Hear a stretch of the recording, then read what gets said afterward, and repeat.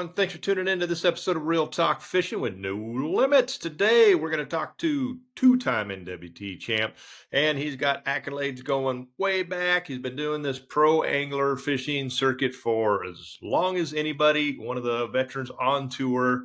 He's going to provide us this. We're going to have a good chat. We're going to talk fishing, tournaments. Maybe we'll dive into a little hunting. I know this gentleman and I both like to spend a little time in a tree this year, and also touch on a little bit of on his boys' a journey over into the Bass Elite series, where he has been just kicking some butt and having a great start to his young career. You know who I'm talking about, the one and only Jason Shirkett, or otherwise known as JP to many of us, on tour. So stay tuned. It's going to be a good one. And listen in as we talk to Jason Shirkett. Hey, folks, thanks for tuning into this episode of Real Talk Fishing with No Limits. Today, we're heading over to the beautiful Stevens Point, Wisconsin. Talk to a two-time NWT champ, Jason Shirkett. What's going on over there, my friend? Well, it's season's over. You know how it is now. I'm actually getting rid of this boat right here behind me in about a few days and getting her all cleaned up and get ready for deer season and start walking through the woods here a little bit. And maybe it'll cool down by then. Yeah, it is kind of hot right now. It's very hot. I washed the boat, got to get the carpet cleaned out yesterday because it was nasty. Been a busy month of guiding. I'm like, man, it's almost 80 degrees out and into October. It's crazy. I was golfing yesterday. It was so hot. It's kind of nice. Yeah, I mean, those deer are going to move, and you and I are going to find ourselves in a tree stand. And I've had a couple bucks come out fighting on camera. I think my buddy's getting the corn out this week.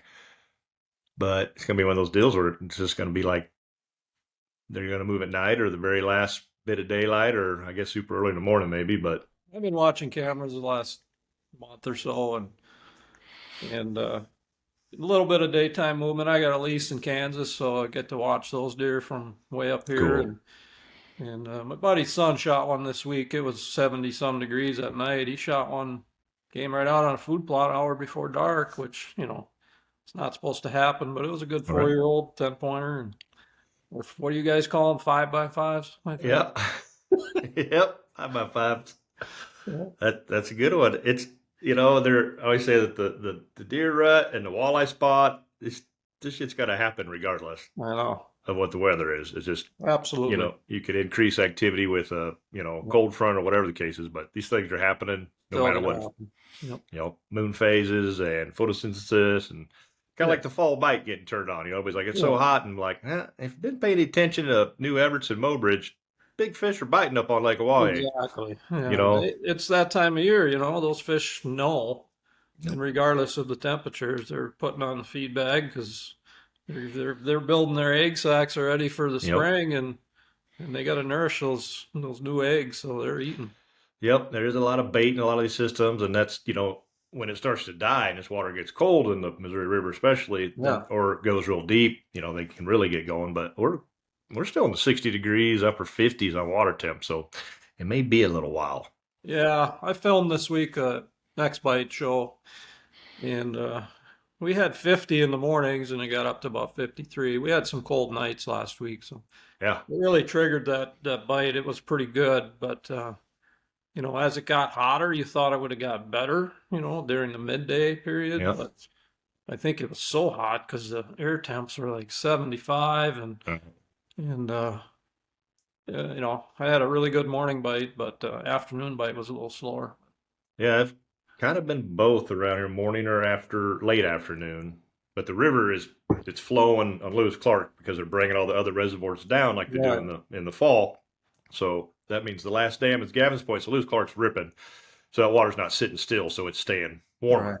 Yeah. And they slow it down, and there's not any bays or anything, but just outside the boat ramp. I mean, that's low 50s. But then as soon as you pull out 200 feet and you hit the river channel, boom, it jumps, you know, way up. And you're like, man, it's not getting colder, but it's coming. We're jumping all over here. Let's jump back. Introduce you to two-time NWT champ. You've been doing this stuff a long time.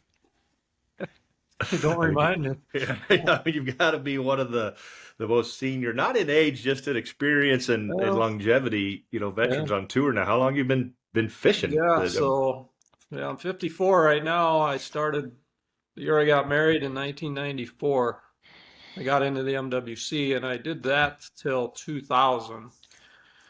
Won the MWC championship in 2000, and then I jumped into the Pro-Ams that same year with the RCL, and then rolled into the FLW and now the National Walleye Tour. So it's been since 2000 Pro-Am tournaments, never missed one, fished every one every year. And then, yeah, 2007 is when I quit my last job. I was working for Gander Mountain and decided to go all in, and I guess I'm still kicking, so we're still doing it. It's been crazy fast, you know. It seems like I just started a few years ago, and it's already been 25 years. It's crazy. you're one of the only few to do it and make it. So many other guys have, 3 or 4 other jobs. It Yeah. it, it ain't easy. I mean, No, it's no, that's the whole thing. Is when I started doing the pro-ams, it was hard to get off of work, and I was selling batteries up here in Wisconsin, and eventually couldn't make everything work like I wanted because of time off, and so that's why I joined Gander Mountain, because Tom Keenan was my boss at the time, and he did the same thing I did. So yep. He gets it. He gets he it. got it. So he got me the time off, and then I had a pretty good run there in the early 2000s, and Yep. made enough money to say, "Yep, it's now or never. I'm going to quit this and just see how far I can take it." And yeah, it wasn't easy. It still isn't easy. It's a full-time job trying to keep everything going and keep contracts alive, and still catch some walleyes to make some bonus money. Yeah, It's a challenge. it's a hustle, It man. is. Day in and day out. It's not. People don't realize the off the water work that goes in. No, And maybe there's stuff that they don't see on social media that there's way more than what people see on there. there is. I You mean, know. we do everything. You know how it is. We're the sales rep, we're the agent, we're the truck drivers, we're the mechanics, we're the boat riggers, we're the fishermen, we're the, the spokesperson for all these companies. I mean, it's just a gamma of stuff that we have to do year round to keep everybody happy, including the family and Yeah. sponsors. Yeah, and then, for me, catching fish during the tournaments, to me, that's my relaxing time. Like Yep. when I'm like, all right, this is what I know, this is what I love to do, you know, let's just go out and have fun fishing. You're definitely one of the most calm and demeanor guys on the water. There's no doubt about Yeah, it. it's over the years. I mean, you do so many of these All tournaments right. that they just kind of blend together. Yeah. A championship's a little different to me, but at the same time, once you start fishing, you don't even think about championship. You're just thinking, all right, let's catch the 5 biggest. And Yeah. The next fish, one fish at yeah, a time.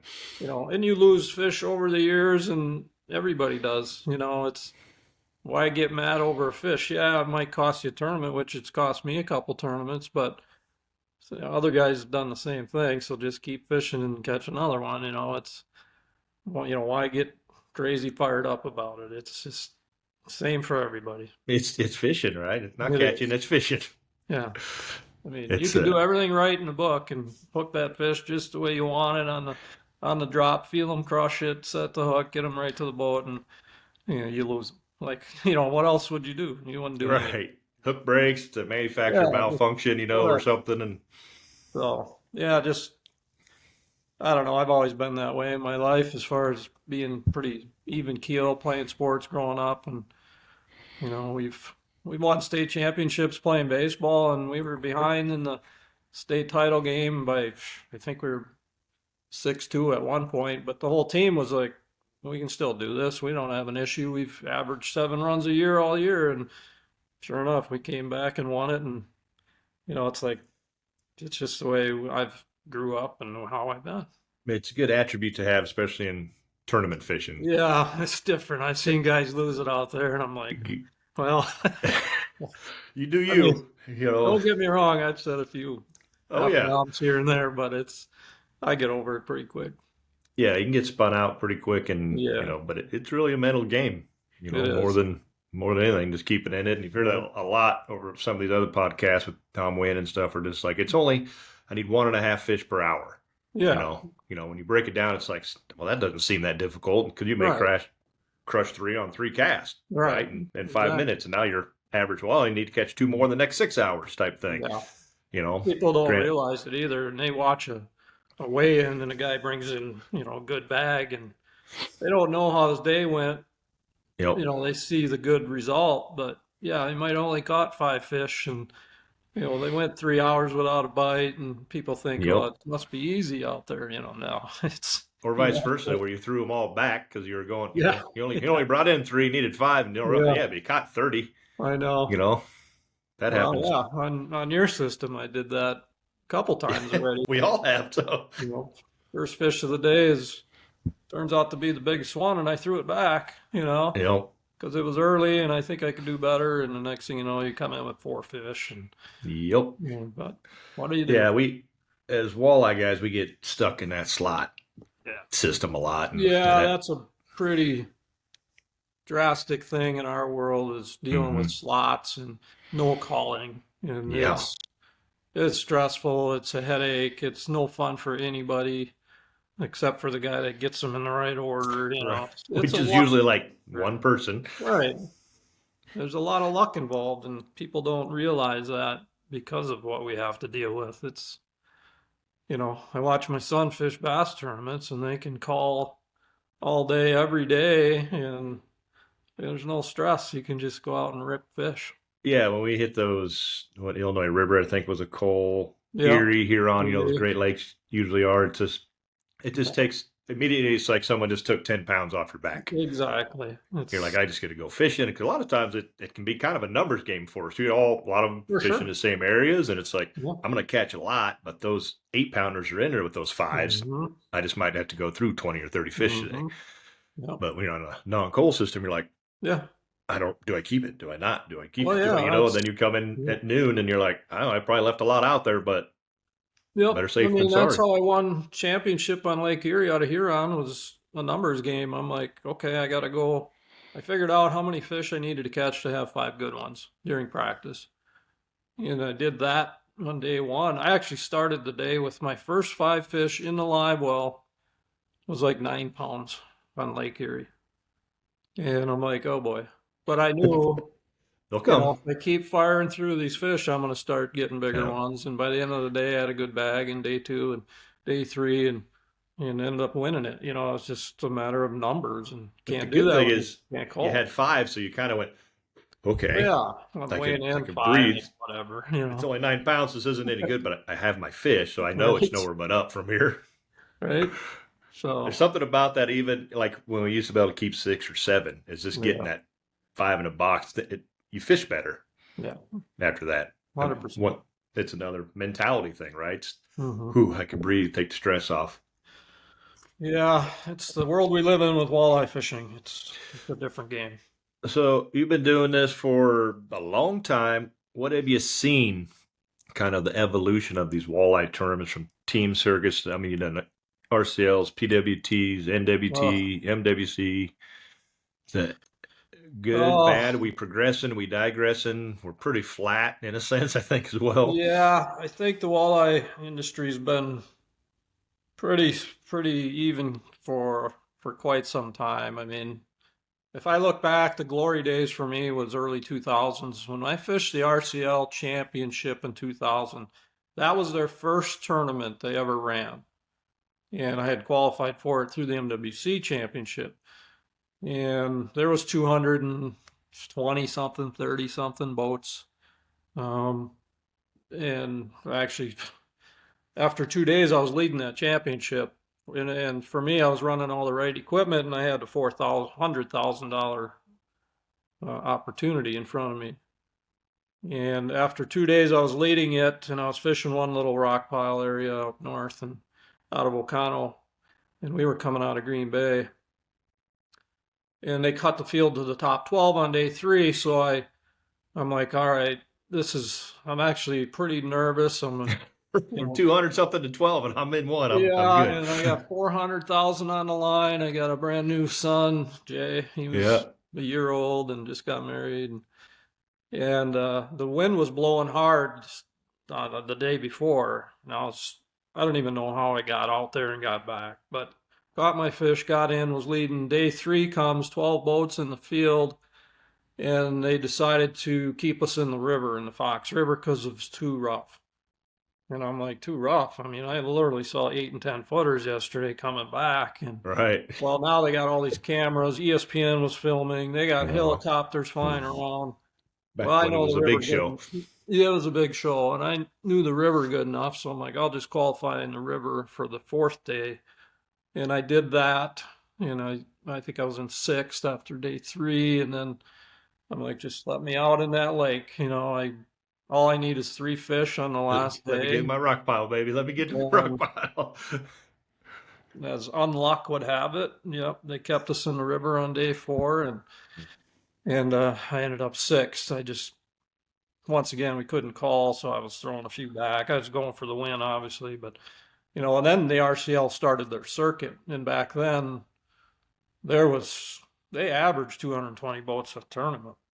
I look back at I got all the sheets from my mom prints all these sheets and pictures off after every tournament. So all these guys fishing all these events, and I won Angler of the Year twice during that stint, and then that was when we were fishing for 300,000, 400,000 in the championship, 100,000 for the event, straight cash, no boat, and that was a lot of guys and some good money, and the sponsor deals started coming. I ran the BP boat for Long four time. years and truck, and then got on with Chevy for another 2, 3 years.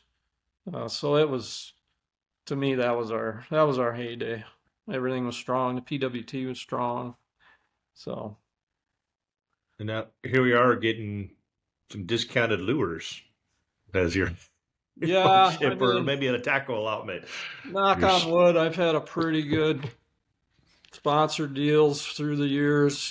Just able to make a living doing it. I'm not going to be rich, and nobody is when you do this, but no. make enough to have fun and pay some of the bills, and just keep trucking along. And now I'm at the point in my career where what else am I going to do? I mean, it is what it is, and you do what you can to make a living and just have fun while you're still doing it.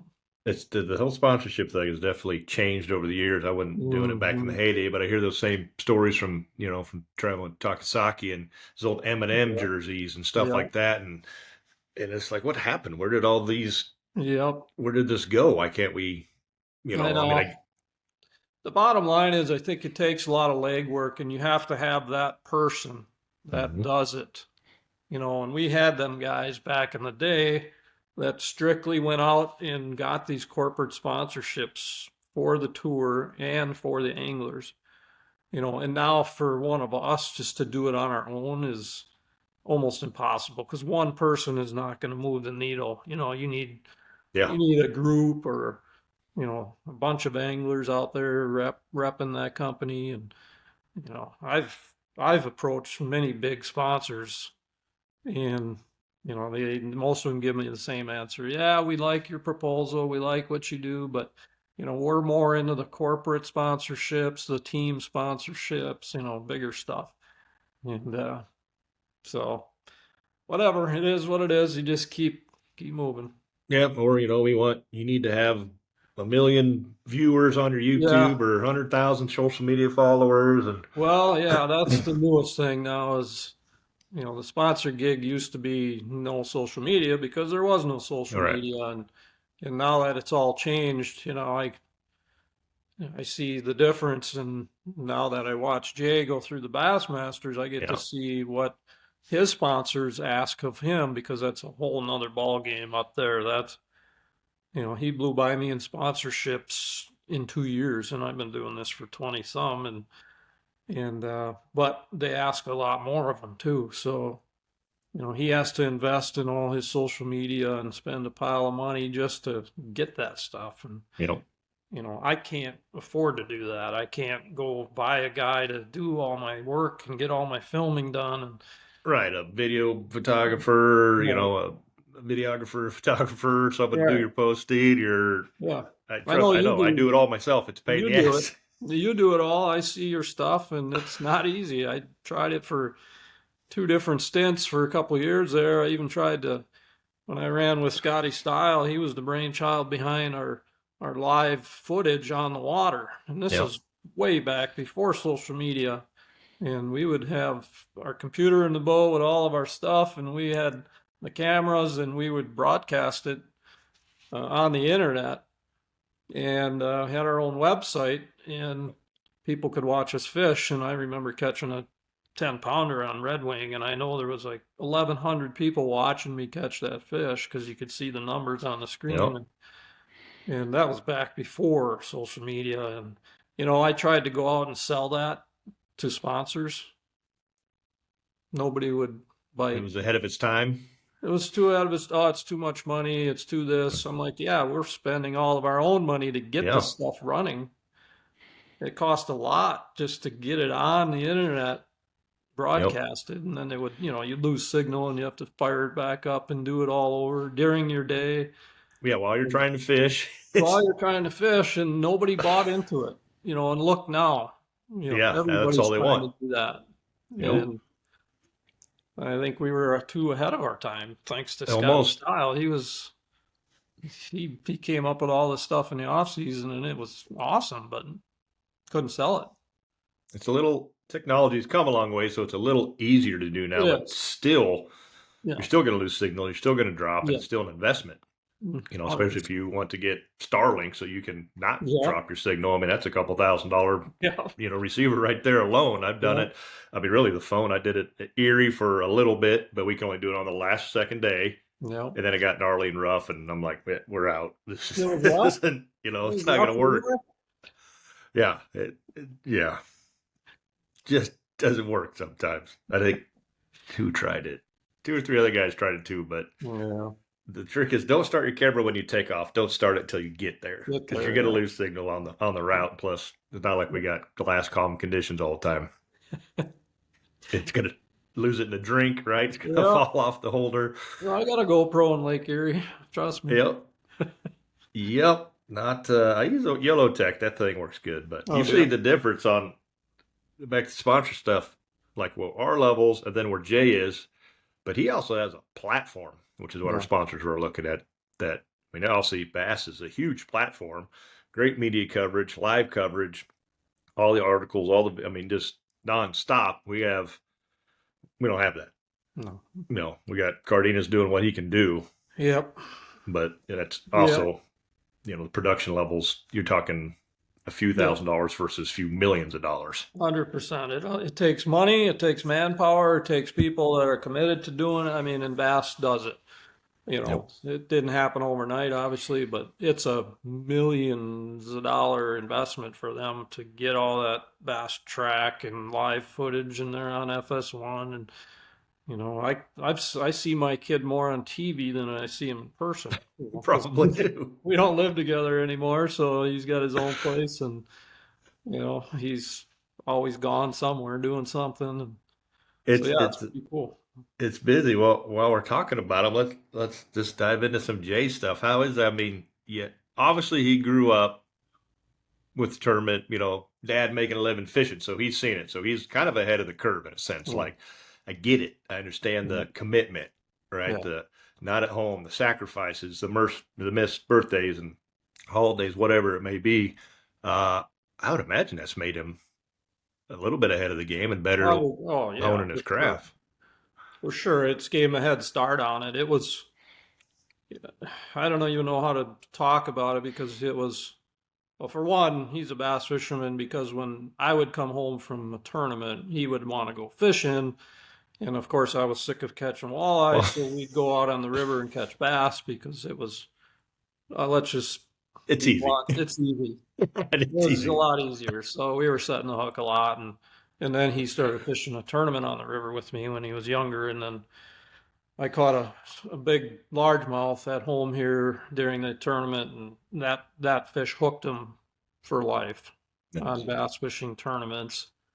And then at that point, then it was we live up in Wisconsin. We don't have fishing in the winter, and all these guys in Texas and down south, they're fishing year round, these young guys. And I said to Jay, when he was probably 16, 15, I said, all right, what's going to make you better than that kid that's in Texas right now fishing in January?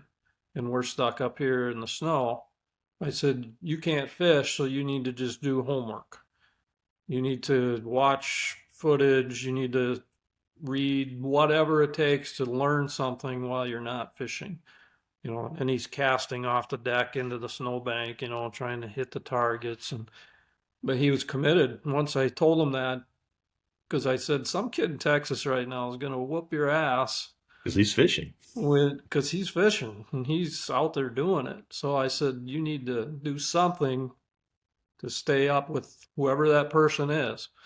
And so he literally flipped a switch after that and was 24/7 fishing. Like no TVs, he didn't play games. It was just fish, fish, fish, not doing it, but learning about it. And then once the ice goes away, he picked blueberries all summer to save up enough money to go buy his crappy little bass boat so he could go out on his own. And then he would literally fish as much as he could. It didn't matter if it was raining, cold, windy, hot. He was out there fishing. And then I would just, every day he'd come home, I'd say, what'd you learn? And that's it. What'd you learn today? Because going to the same spot over and over, you're not learning anything. So go learn something. And I don't care if you don't catch a fish, you're still learning. Still learning. And he took that to heart and, started fishing local tournaments and started doing really well. I said, well, local tournaments are fine, but you're never going to make a living doing it. So we need to get you to the next level, get in some bigger events, Midwest, other states. Did that, did good. And then we got him in as a co-angler in the opens. And he actually traveled with Pat and I's son, Adam and I. Yep. And got lucky enough to win a few out of the back of the boat. Saved up some money from winning those two tournaments and he actually bought the Sturgeon Bay Open prize boat from Corey Springle.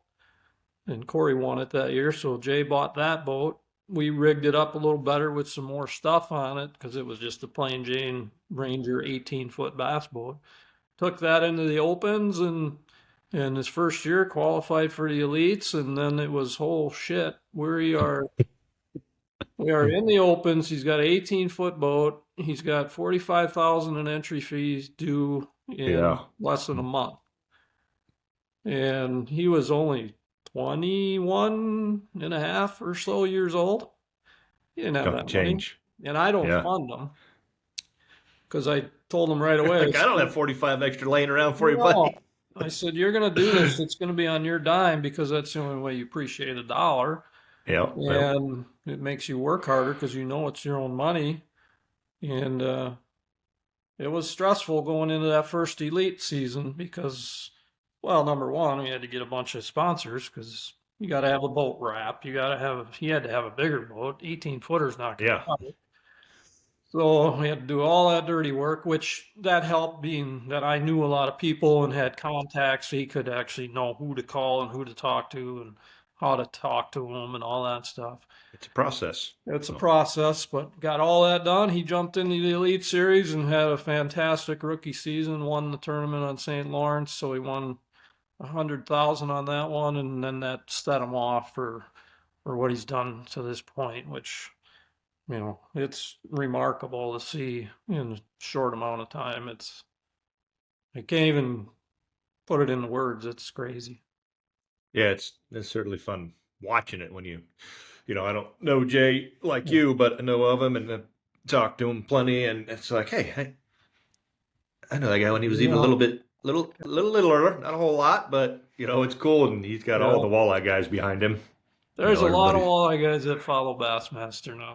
Yeah, there is. Wiesner fished the Classic. Then you had, Adam Sturgeon Bay fishing it, last year. I mean, I was there, watching it, and it was. What's funny is I've known Adam since he was about 8, Really? And he grew up in Stevens Point, right where we are, and Adam worked with me at Gander Mountain when he was really young, and then and then he took off into the fishing world. We were both guiding at the time and working, and then he moved to Sturgeon Bay to guide more for salmon and bass and walleye, and then to see him make it to the classic. So him and Jay were actually sharing information during the tournament, and then both of them were in the top three. Yep. And that was a fun week because Adam's family was there, we were there, we were all you were there, Yep. Yep. yeah. So we got to see a lot of people. Yep. And it's they're in Texas this March, Texas right? next March, yes. Yeah, mate. Lake Ray Roberts, yeah, Ray we'll be Roberts, flying that's down right. there. We're not going to drive; that's just too far. So got a pile of us flying down and going to have a good time.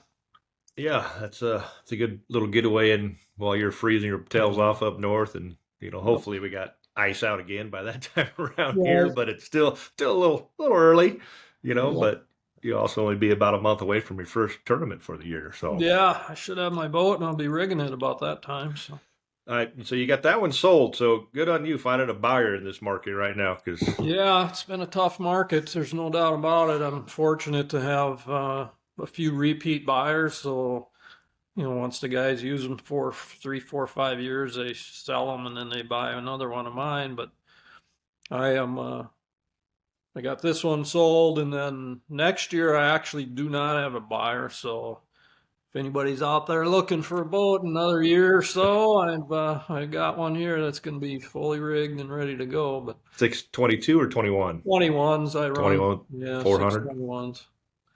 400 Verado E10. Yep. Yeah, I'm trying. I haven't listed mine yet. I'm still waiting to get trying to go to that new ZV21. Yep. So working stuff there, but I'm like, I don't They're know. I not got cheap, are 700 they? hours. No, but I mean, I got 700 hours on my That's boat, and it's yeah. only 3 years old. So moving that, which to me Yep. is that motor's run flawlessly. Yeah. Motor issues aren't like they used to be. They're No, pretty durable nowadays. And, they got extended warranty hours. on it, and Yeah. and Hours are yeah, not that big a deal anymore. no. And most of the guys that are buying them from us are weekend guys or what have you, and they're going to Mhm. put 40 hours on it in the next Yeah. few years anyway. Yep. So you're Yep. not going to put 200 on it or plus a year like I do, and I'm sure you're really putting them Yeah, I up there think I'm too. at like 175 hours or something. So. Yeah. Yep. It's I use it every day almost. So it's Yeah. when you're You're on the out there river. more than me, for Yeah, when sure. you're on the river, it's Mhm. 20 miles this way, it's 20 Yeah. miles back every Yeah. morning. It's like, Yeah. man, You don't just idle out and start fishing. no. In the fall here we can start to put one more tank of gas in it for the year and that'll probably last, but otherwise Yeah. it's 15, 20 gallons every day, but Hmm. that's fishing. So I love a nice boat ride. So even like Skakawea, those 50, 60 mile trips we make up, and I watch you fly by me with your 400, but I'm like, this is cozy. This is kind of a nice way to start the morning. It's kind of like driving Yeah. to work for an hour, right? I know. I know. I do like those rides actually in the morning. They're kind of Yeah. fun and get you Kind of, fired up for the day. And yeah, you get a little relaxed. Everything's going through your mind. You get to see other people kind of stop at other yeah, places you're yeah, thinking about. You're kind of like, all right, I know that spot sucks. So if he's there, he's not on something, or yeah, vice versa. You come in, you're like, crap, that guy must have gone where I was gonna go, and yeah, but it's when it's nice out. Now when it's Lake Huron rough or something, you're like, oh man, or Green Bay day one where it was supposed to be nice, and you're like, well, this isn't what I was expecting. I know. I went all the way to Big Bay to Knock, not expecting to go there because I had a Yeah, couple spots closer, and those turned into salmon water, ice cold clear. yeah, And I'm like, well, I got no choice now. Hang on. So yep. we sent it all the way up there and fished for an hour and 40 minutes maybe. And yeah, fish were gone. Didn't catch any. At least you had the right boat for it. I mean, when you get Yeah. into the 21 footers are definitely a difference to the 20s when you Yeah. start dealing with some bigger weight. I can't. It's amazing what a foot in a boat length Wow. difference it makes. It's just Yeah, blows my that's why mind. I switched. I always ran a 20 for years and years and years. And then I got passed and coming out of Detroit, going out into Lake Erie by a 21 footer. And I got passed. And he's just like, And he was just drinking coffee. And yeah, I was bouncing around like a bull yep. rider. And I'm like, all right, that's it. Next year, 21 footer, and I've had one ever since. Yeah, I'm surprised that my nitro handles really well in the rough. And I Yeah. pass a lot, but my boat's not fast. I'm 55, 56, Mhm. gone 60. But I think it just trim tabs. Boy, Trim tabs I are, should have yeah. got those a long time ago. Oh, yeah. If nobody uses them and you ever want to think about using them, use them I, because it is a lifesaver. It's oh, so yeah. much nicer to ride in waves when I got the zip wakes on this thing, and it's actually enjoyable to go through waves now instead of brutal. And those are just standard now, aren't they? Yeah. Well, no, On the you can newer go Rangers. without, but yeah, they're they're made to be put in there, but Right. they're not cheap, but they're worth every I penny. think mine was like a $1,500 upgrade for the Lincos a few years ago when I bought it. And I'm like, yeah, let's try those out. I've seen it. And Yep. I mean, it could have been, I'm sure there are a lot more now, but whatever, I'd rather get rid of a graph and not get rid of, I'll go with one less graph. Give me the trim tabs True story. for sure. So True I'm like, these story. are Because you way, don't know way what nice. you got for a person with you. It could be a little guy, a big Yeah. guy, a camera guy. So three people. You need to be able to adjust that boat so it rides level and you're not beating yourself and your boat up. It's a lifesaver. And the things you can do with them, I remember Illinois, Spring Valley, uh, the wind was ripping against the current. Hmm. So that was a mess. Hmm. Kind of like why they canceled our Detroit River that day one. But Yeah. I put both trim tabs down. I think it was a practice day, but I put them both down and just floored it and went right into it and just kept that nose and just Yep. boom.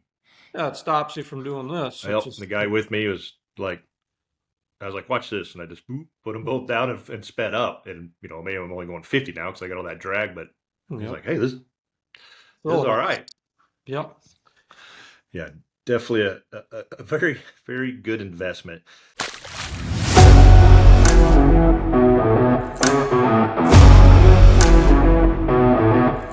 A little bit about some high performance products that I use, and I'm pretty sure you're going to love it too. It's the Seaguar Smackdown braid. There's three things about this thin diameter braid that I just absolutely love. One, it's tough as nails. Two, longest casting, smoothest braid I've ever used. The 8-strand braid, tubular form, just comes off those reels super smooth, long cast. It doesn't make a lot of noise. It's awesome. And three, it's super sensitive. No matter what kind of lure or jig I'm throwing out there, I can tell. I've grass, weeds, rocks, sand bottom. I can feel it all right through there into my rod. The stuff is extremely sensitive. So Smackdown comes in two colors, high vis and stealth gray. Get yourself some of this stuff and you're gonna get yourself some more of these. Check them out at seaguar.com. You said you touched on a show. What's coming up on Next Bite stuff that you can share? You did some shows probably Yeah. this summer. I know the fall is always real busy for you guys. You've been shooting Yep. stuff all over. Yep. Yeah, we shoot, so people don't know about us. Part of the Next Bite TV, we've got myself, Chase Parsons, Gary Parsons, Corey Springle, and Tommy Kimos out there filming. And, it's busy for us in the summer with all the tournaments and stuff going on. We get a few shows done during the summer, but like right now, we do quite a few shows. And I did one this summer. I actually shot up in northern Wisconsin with Nick Schertz. I've never fished with Nick, and I've known him forever. And Sharp guy. we shared a boat together up there, and we actually pounded the big walleyes up there, which is pretty rare for Wisconsin. We don't have a lot of good lakes that we can just catch 25 to 27-inch walleyes, and we hit the perfect day, the perfect everything, and man, we caught the crap out of them. That's going to be a good show for us, and it was flat, calm, no sun right overhead, no boat. Perfect filming I mean, conditions. it was like a dream shoot. And so we had a blast doing that. And then I just filmed one here a week ago, a few days ago, and I caught a pile of smallmouth. I mean, I don't fish a lot of walleyes other than tournaments, to be honest with you, because we've got so many great bass lakes and rivers nearby that, and of course, then I got my kid fishing bass, so I do a lot of bass fishing and found another good bite on some river smallies that was phenomenal. I mean, they were this time of year they stack up.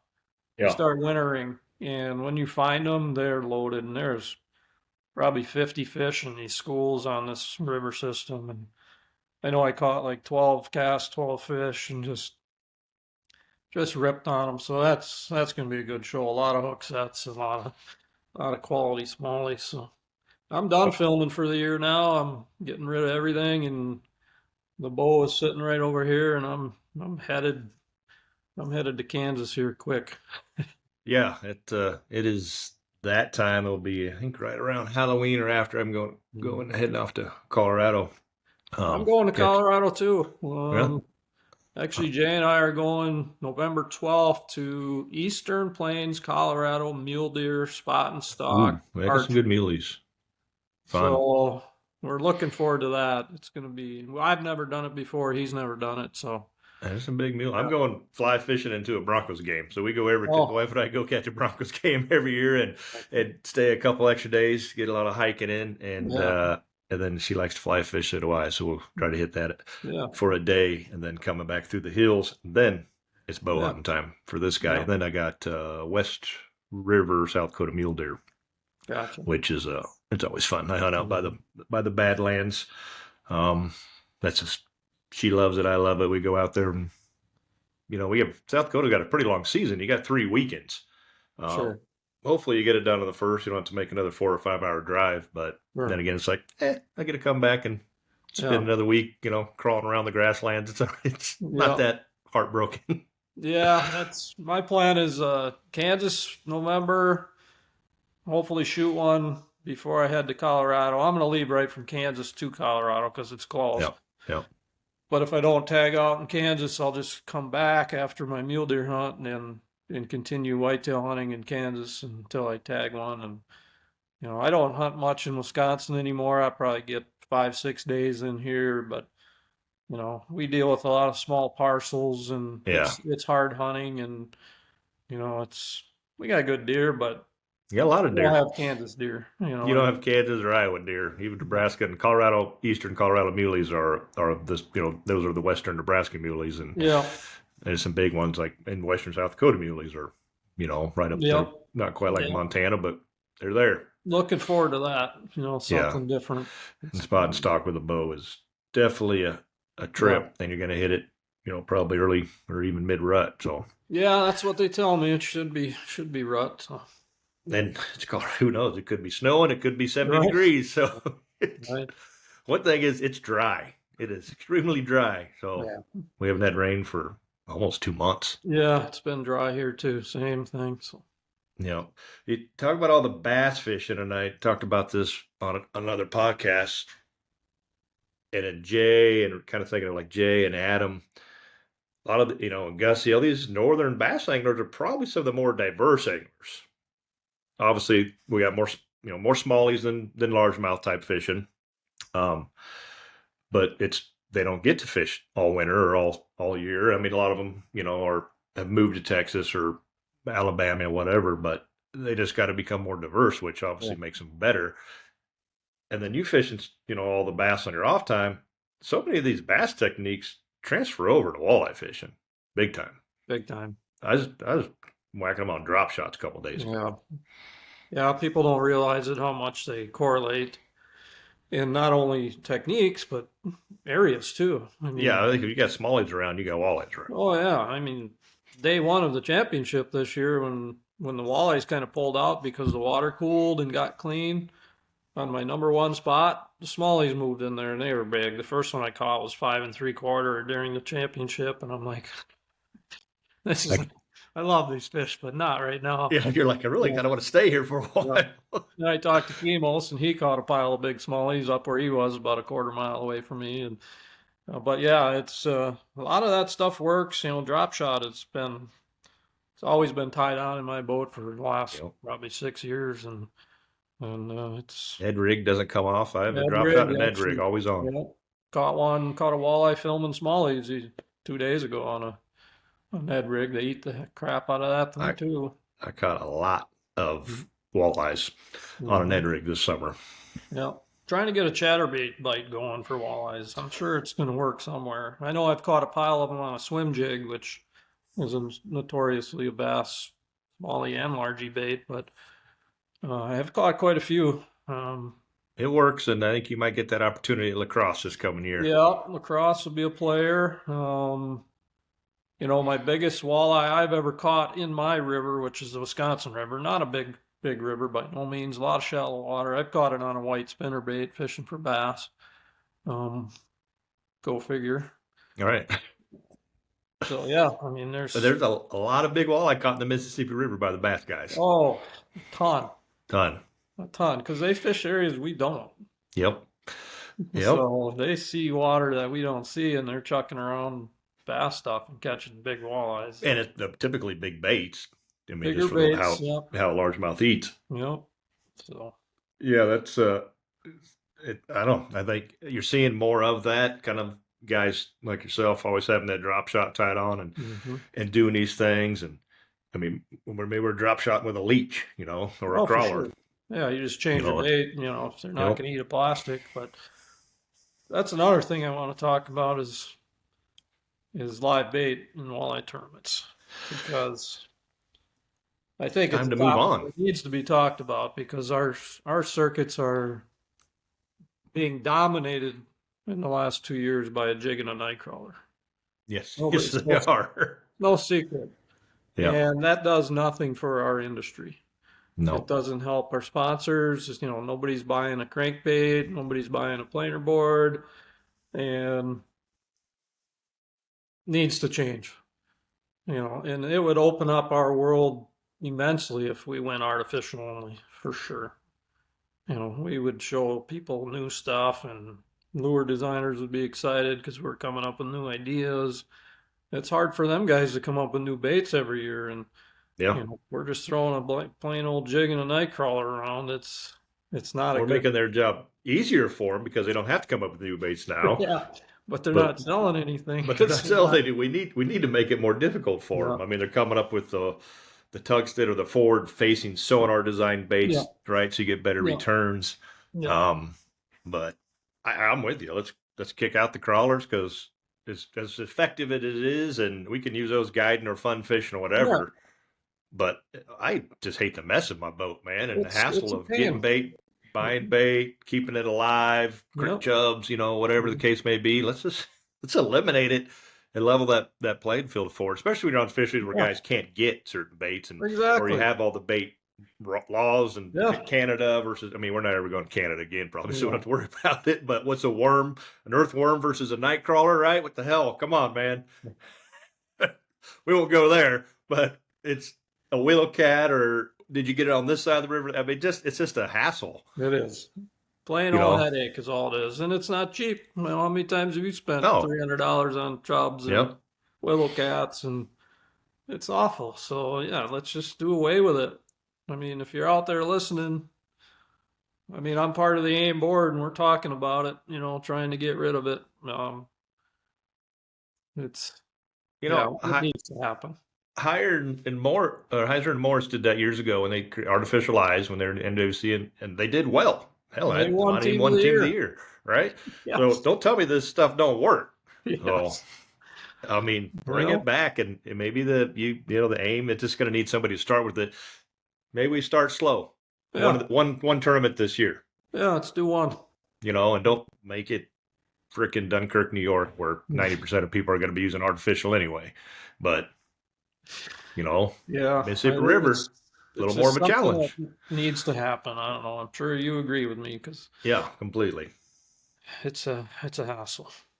And it's fall. We're into the fall bite. You just did some shows. Artificials. It's glide bait season.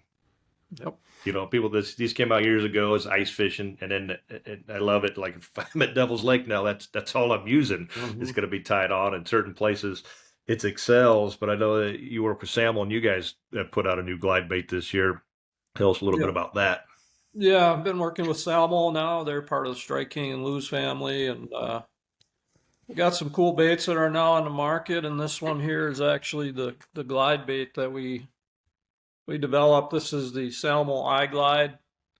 I had a lot of A lot of information goes into this one from me about glide baits because I've used them all. I buy them all just to see which one's better and which one's not. But with this one, what I wanted them to do was number one, I wanted to build a number 7 size.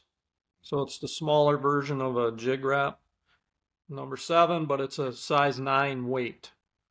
So it's a Okay. heavier bait, but it's smaller. So when they grab this thing, they got it. It's, they've There's got no it. sniffing a glide bait. It's Right. it's all or none. Yeah. And then what I wanted them to do was make a bait that we don't lose as many fish on because these are notorious for losing fish. Yep, I can So see what I that did bottom is hook. I put a swivel on the top, so your line tie is a swivel. So you Smart. get number one, no line twist, which is bad for jigging wraps. And number two, now we don't have to run a swivel up here on our leader. So we can just tie direct to this thing, or you can use a crankbait snap, whatever you want to use. And then I also put a swivel on the bottom. So the hook down here swivels 360 degrees. So you can't throw it as So easy. they can't get leverage on these heavy baits and throw it. And then the hook on the back is I don't want to call it big. I don't want to call it small. I call it perfect size. A little wide gap, basically. Yeah, little round bend, wide gap. And then the tail is integrated right into the body. It goes all the way up to here. And then there's 3 areas where this bait goes through that tail. So it's actually part of the bait. And it's a little bit thicker tail design than most, so it's not going to break when you get a fish in the net or somebody accidentally steps on it or Hit whatever. a bridge, thrown against Yeah, a bridge you hit piling a all day. bridge, whatever. So, that's the one. We've got a ton of colors in this thing, probably 14 or 16 colors, and some unique ones that you don't see, that the other companies have. So I The was able to use this Salmo, quite a bit. what was the And name of it again? The this is Easy the Glide? Salmo Eye Glide. Eye Glide. Yep. We'll drop a link to that down here below. Salmo Eye Glide. Yes, no more replacing fins or just throwing away the Yeah, $9 lure because the exactly. fins broke on it. Yep. I've thrown away more glide baits because they're broke, and Yep. that's not fun. They're too expensive to just chuck away because the tails broke off or Yep. whatever. Yeah, I've looked all over like Amazon, eBay, trying to find Yeah. packages of fins or putting fins on that aren't original, but Yeah. they worked. And now every time I buy a shiver minnow, I immediately just glue the fin on Mm-hmm. and just How run about glue on the bottom of how it. about the ones you change the treble hook on because it's not the right one, and then you open up the eye and it breaks, and then Yep. you throw that one away. Well, this one comes with the right treble hook on it, and it has a little split ring on it. People would Easy. probably say they lose more fish on a jig and wrap anything. I personally don't. I don't know why. Maybe I don't rip as hard or too hard, or I don't know, maybe I'm just not catching enough of them to lose enough of Yeah. them. I don't know, Well, but my theory is because I do catch a lot too. I don't lose as many, but I like to feel them bite it. And if you don't Yep. feel them bite it, the odds of you catching that fish are a lot less. So if you're just crashing it into the bottom slack line and you go to lift up and that fish had it pinned down, well, when he's got it pinned down, you don't know where he's got it. Yep. So I like to rip him, but on Follow. the way down, I follow it down. Yep. So I give him That's- time to find it and actually swallow it. And then if you feel him bite it, you're not going to lose him. No, And that's exactly what I do. I follow it down and Yep, just just for a enough. couple times I'll count. I'm like, Yep. it took 2 seconds to hit bottom. So I'm like, rip, Right, just one follow. and a half, boom, and then, Yep. and then rip and not completely slack. But yeah, once you feel it, if you can feel a tick on a jig and wrap, he's got it. He inhaled it, and then instead of letting it lay, you're on it. And I mean, Yep. when you're just letting it lay on complete slack, you're snagging some of those fish, and Oh, because they yeah. spit it back out or Yeah, what and have we you. don't need that in a tournament because you don't Nope. hook them outside the face, can't keep them. And what good is that? I catch a 9-pounder and he's hooked up here somewhere and Yep. throw him back. Oh, that was fun. Yeah, and those hooks there's a lot of hooks on those baits, so Mhm. you're doing a little damage to that fish's face Yeah. for sure. But it's a fun bite, fun bite when it works. And that fall, late summer to fall, it's a great time for it. Yep. We filmed last fall. Drake Hurd and I filmed the show with glide baits. we were on a Minnesota lake, relatively small, and we found the fish with live sonar, and they were out. We were almost ready to give up on the lake because we just couldn't find them. And Drake said, "I got one more area we want to look at." It was just a little hard bottom spot. Didn't come up at all. It was out in the basin. Had a couple rocks on it, mostly gravel, and it was like 18 to 20 feet of water, if I remember correct. And as we idled across it, we saw it on side imaging, and I said to Drake, "Those look like walleyes over there, kind of sitting on sand, in between the rocks." And I'm like, "Let's just mark them. We'll keep driving, and then we'll turn around. And we'll come back and look at them with forward." And sure enough, we turned around, came back through, and I saw them sitting there, and I'm like, "Oh, those are walleyes." And there was probably a dozen of them around us, schools of 4 and 3, and we actually started casting at them with normal stuff, and they wouldn't react. They were like dormant. And it was cold, it was this time of year, and I finally threw a glide bait to him, and the first one got fired up and chased it, and I actually missed him because he was like crazy fired up. He just came screaming up and missed it, and I'm like, and then I threw back in there, and then it was the next 6 casts, just boom, bang, boom, all big ones, 27, 28, 27, 28, and probably the funnest 6 cast I've ever had fishing. And but all of those, I could feel them bite it, That's But we had to get them fired up first. They weren't swimming, they weren't moving. and that's the opposite of what a lot of people would probably do Mm-hmm. when they see those lackluster fish laying there. They're going to go live bait, Right. throw it out there, slip bobber, Yeah. let it sit, and I'm with you. Let me throw something down there to get them because you can get one fired up. Yep. That's sometimes all it takes. All it takes. And Kinda I like don't even school think smallies. sometimes you don't even need to get them fired up by the bait. I think you could fire them up just by getting them to move. Yeah, Like you spook them, yeah. get them to start swimming around, and then all of a sudden, okay, what's going on? These fish are disoriented, and now you throw back at them, and you throw this jig wrap or glide bait at them, and now they're curious. And that same theory or philosophy. We're a guide. We fish very shallow, 2 to 6, 2 to 8 foot all summer, 100 degrees, doesn't matter. Little tiny chutes, west end of Lewis and Clark. And I didn't crank it much this year at all, just because it was too many weeds and stuff floating down river. You just couldn't crank, so you get light bait. But you'll make a half-mile drift, and then you just you fly back up and you drift. So you're flying over them. But when they are cranking it, and I'm running lead.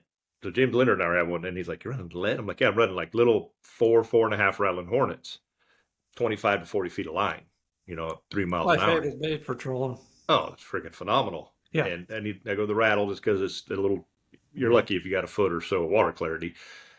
It's like that shallow. I'm like, "Oh yeah, it's lead," but you're booking. I'm like, "They're not." I swear to God, the kicker motor is kicking. It gets them up. Mm-hmm. You're making a mess and disturbing everything in that system, and they are like, they got to move. And then, here's this. I mean, I've caught. It's funny.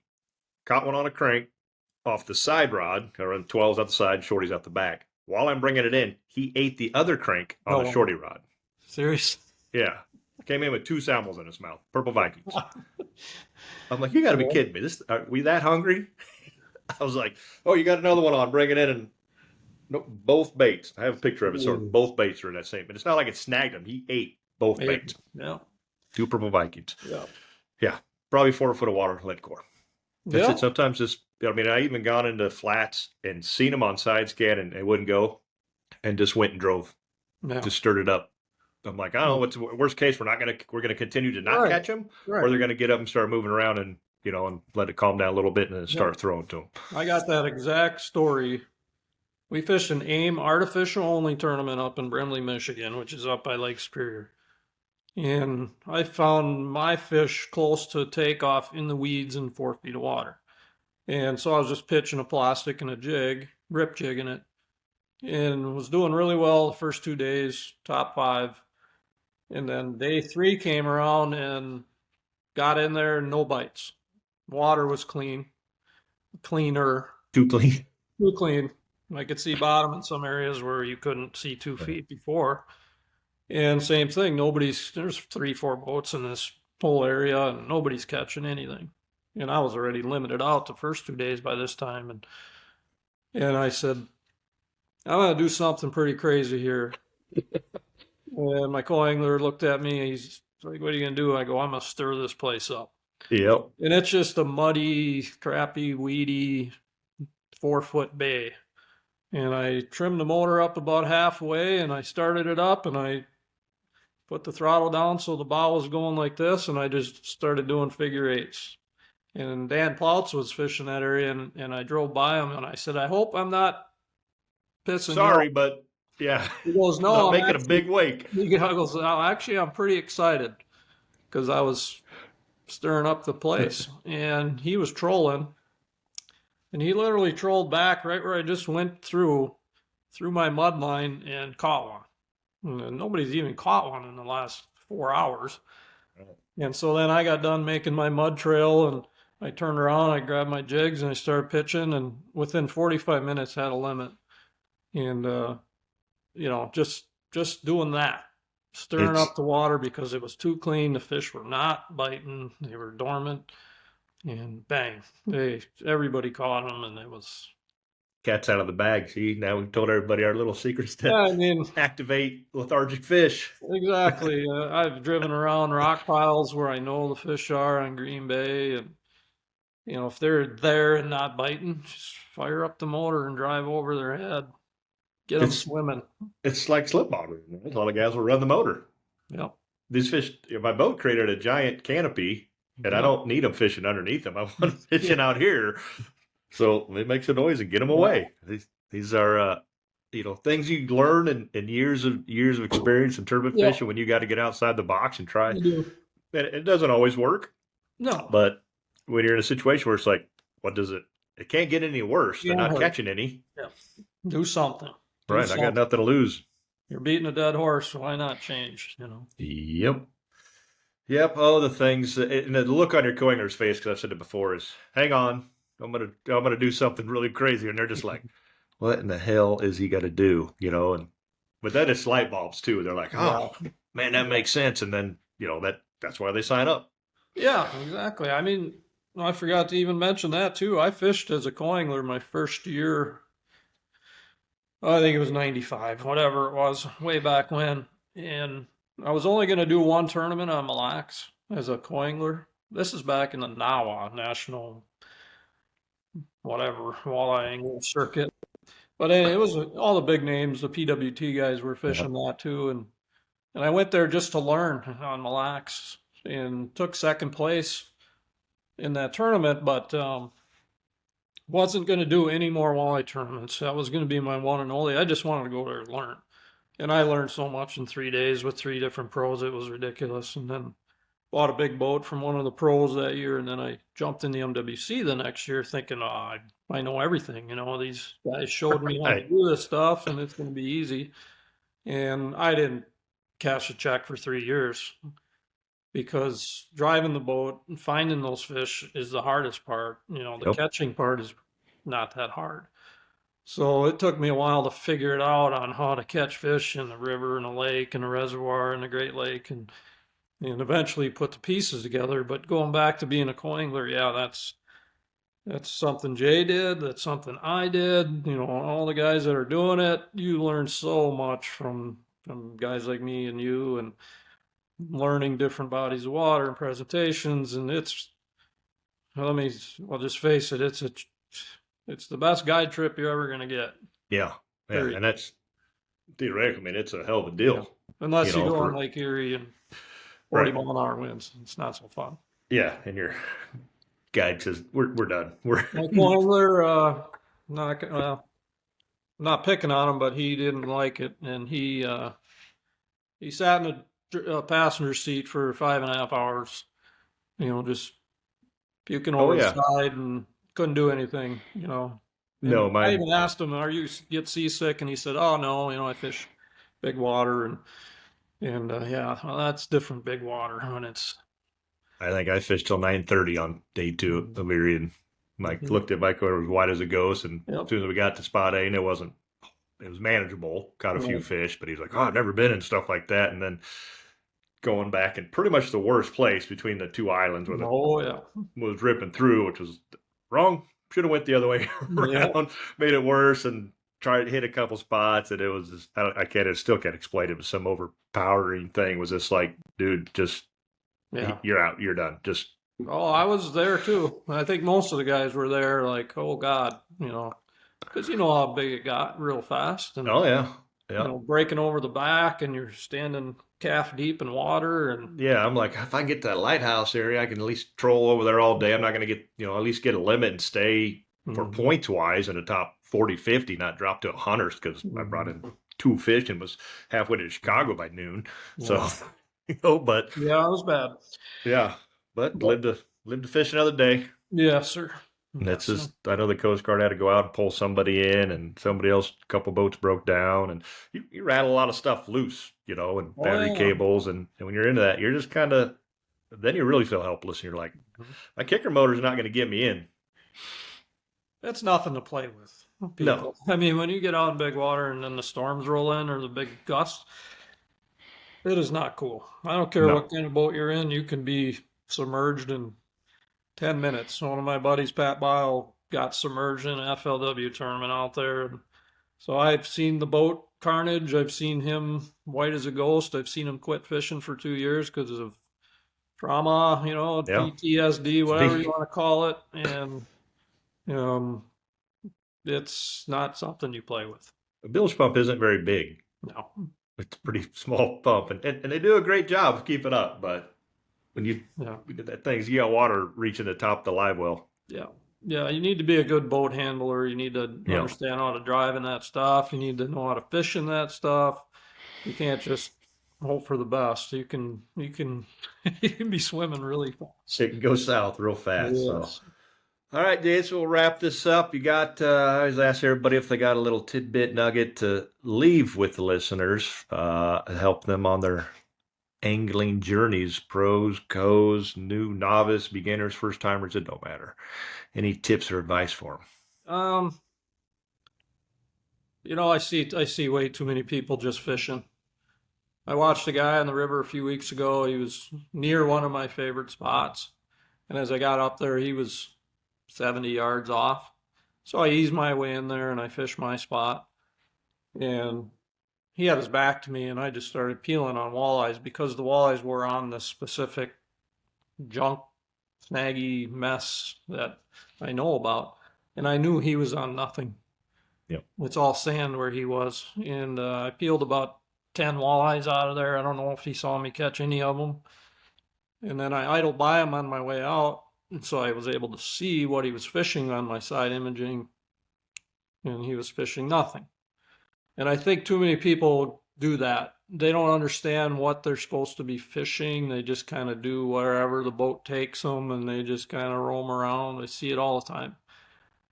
Get yourself on top of fish, on top of something structure wise. Don't just hope you run across another fish, because that's not fishing. That's If you just sitting find out in the structure, you're going to find something. Find something, understand your electronics, and you're going to be way more successful. So don't just fish aimlessly.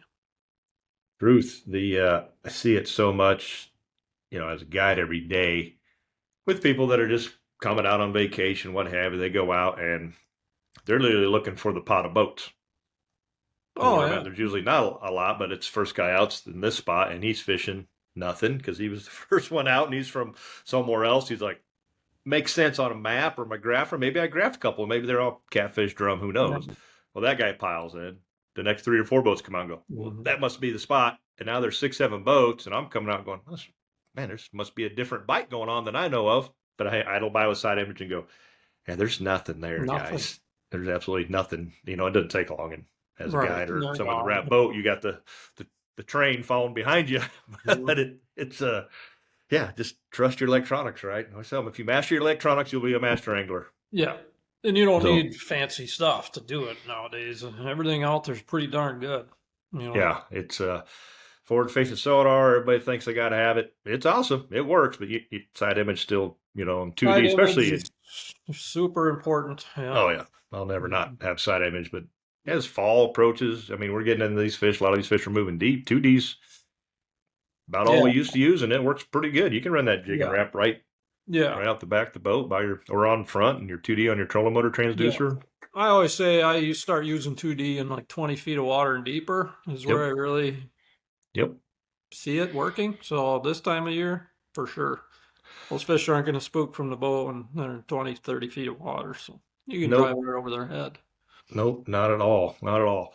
All right, Jason. Well, thanks. Appreciate your time. A lot of good stuff there, folks, and tune in because there's Jason's dropping some bombs on some pretty stellar next bite shows coming up, and those are airing. I think next first quarter. We start the first week of January. We run 13 weeks with all our new episodes. But yeah, you can check them out on YouTube. We got all our old stuff. You can see that bite me and Drake were on throwing glide baits last fall. That's on the YouTube channel. So, these a lot of good stuff. They all sound like good ones, and we'll drop the Salmo iGlide bait link down here. You can go find those. I'm pretty sure they're out everywhere by now, aren't they? Well, pretty close. You're going to see them this winter for sure on most retailers. But so stock up, get those stocked up. Salmo makes just damn good baits, period. Yeah. I mean, that's the number one crankbait in the walleye world, if you ask me. They're Shadow's been around a long time, but the Salmo just works. Right out of the box. You don't have to worry about not running good. People try to mimic it and make it, but you can put it on in the competition, and it's 3-1. This suckers just catch fish. Hooks are good. They're tuned, and they don't really come out of tune very easy. I don't feel either. And if they do, they're erratic as hell. So maybe you can't tell. I don't know. But good baits. Yep, they're awesome. So. All right, man. Thanks a ton, Jason, and thank all you for tuning in. You can watch us over at the Walleye Guys YouTube page, Walleye Guys Facebook page, or catch it on all the podcast channels, Spotify, Amazon, Apple. The list is long. And so stay tuned. We have some other good episodes coming up, and stay safe, and we'll see you on the water.